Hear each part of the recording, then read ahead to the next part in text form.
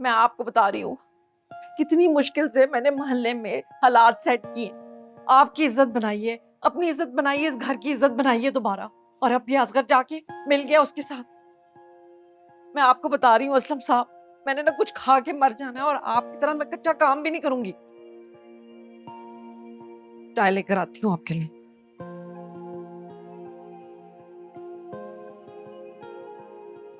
पता नहीं मम्मी जी, लगा कि वो फराज है ही नहीं, कोई और आदमी है। पहले ना मेरी सुनता था, हर बात मुझसे पूछ के करता था, कौन सी पतलून के साथ कौन सी शर्ट पहननी है, कौन सा जूता किस रंग में अच्छा नहीं लगेगा, किससे मिलना है किससे नहीं। तबीयत में बड़ी सख्ती थी ना मेरी। फराज तो बड़ा बीबा सा था, ऐसा नहीं था। हाँ, तो पहले होगी ना उसके अंदर जन मुरीदी, कौन समझदार हो गया। पता नहीं पहले हम कौन थे, अब क्या हो गए हैं। अगर एफआईए के दफ्तर में तो पहचान ही नहीं होती मुझे।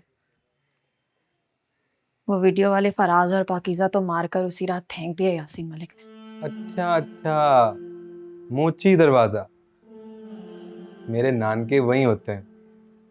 मोची दरवाजे से अंदर हो तो उल्टे हाथ पे जो पहली गली है ना, वहां तीसरा मकान उनका है। ये सबसे ऊंचा 3 मंजिला। ना मलिक साहब, हम तो बहुत पहले मोहल्ला छोड़ गए थे। हम तो मेरे बचपन में ही ना गुलशन रावी शिफ्ट हो गए थे। ले, गुलशन रावी, वहां तो चाचू होते हैं मेरे, डी ब्लॉक में। मेन रोड पे कोठी है उनकी अपनी, नीली कोठी।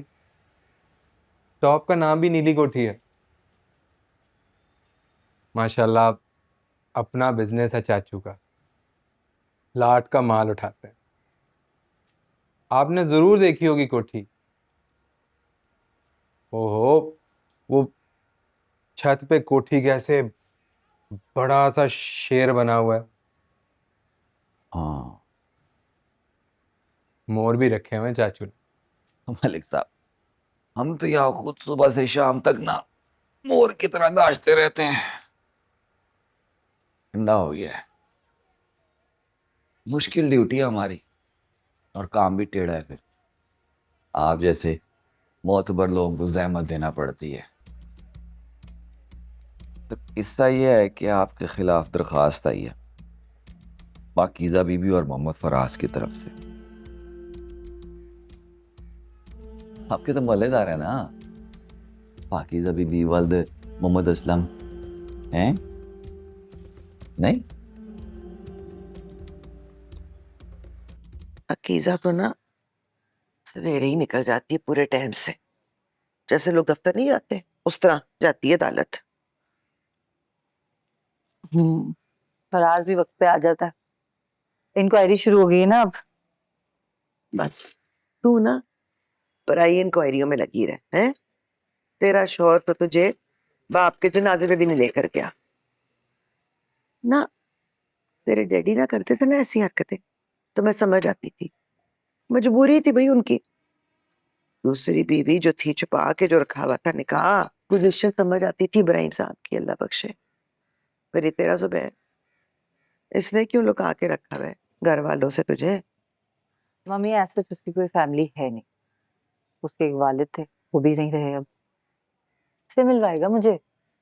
हाँ, पीछे अपना घर बार दिखाया होता ना, तो पता होता कौन है थे कौन नहीं।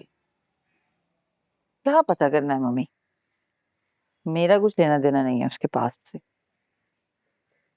अगर वो मुझे अपने पास में इन्वॉल्व नहीं करना चाहता तो मैं क्यों घुसूं उसमें, मैं क्यों उसकी टोलूं। हम दोनों खुश हैं, क्या ये काफी नहीं है? मुझे मेरी लाइफ को कॉम्प्लिकेटेड नहीं करना, सब कुछ ठीक है। सांस चढ़ रहा है आपको? डॉक्टर के पास कब जाना है?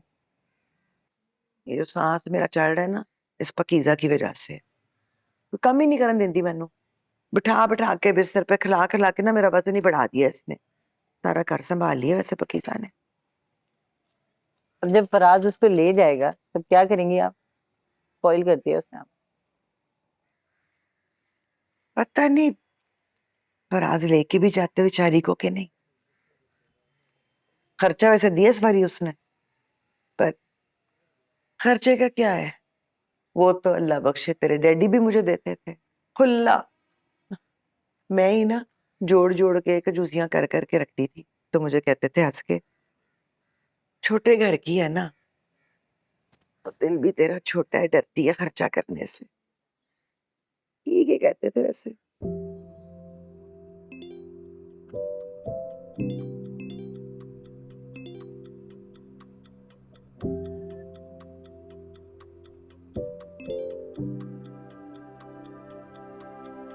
मैं हूँ, मेरा नंबर सेव कर ले, क्या पता जरूरत पड़ जाए, तो नंबर तो होना चाहिए।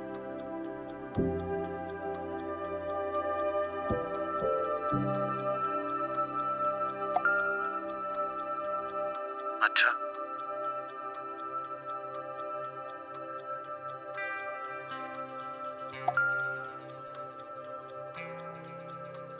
Thank you.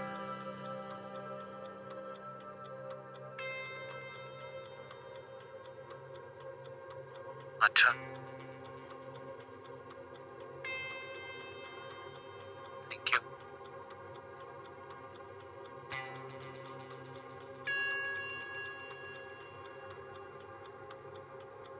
मैडम समन डायरेक्ट पहुंच रही है वहां पे। सर आसिम रास्ते में, हम उनके साथ जाएंगे। तू फैक्ट्री से रोज आता है यहाँ? रोज रोज छुट्टी कहाँ मिलती है, शिफ्ट बदलवाई है। अब रात की किया करूंगा, सुबह इधर आ जाया करूंगा। नाइट शिफ्ट की आदत हो गई है तुझे। तेरी बाजू कहती नहीं थी आंखों के नीचे हल्के पड़ जाएंगे? कहती थी। बाजू ठीक है तेरी? हाँ ठीक है, और बाकी सब घर में? सब लोग ठीक।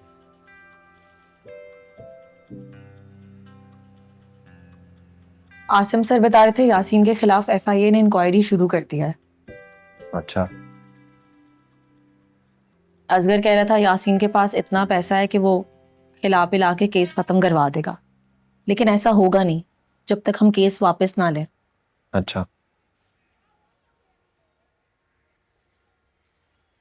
पहले एविडेंस रिकवर करना है, फिर फॉरेंसिक होना है, फिर गिरफ्तारी होगी और उसके बाद ट्रायल्स। अच्छा, तू मुझसे बात नहीं करना चाहता फराज? तू क्यों मुझसे बात करना चाहती है पाकीज़ा?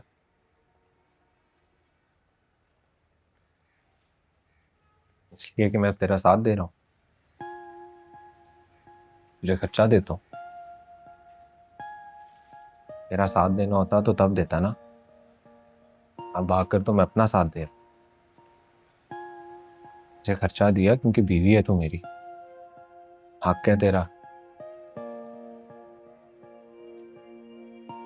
जो भी है, जैसा भी है हमारे बीच, वो कागज तो है ना। इस कागज पे मैंने सर नीचा करके कबूल है बोला था।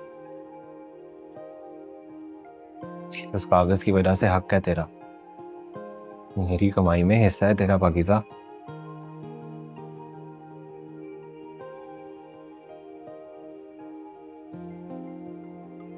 तू ना इतनी आसानी से मुझे माफ ना कर, दिल पक्का रख अपना पाकीज़ा।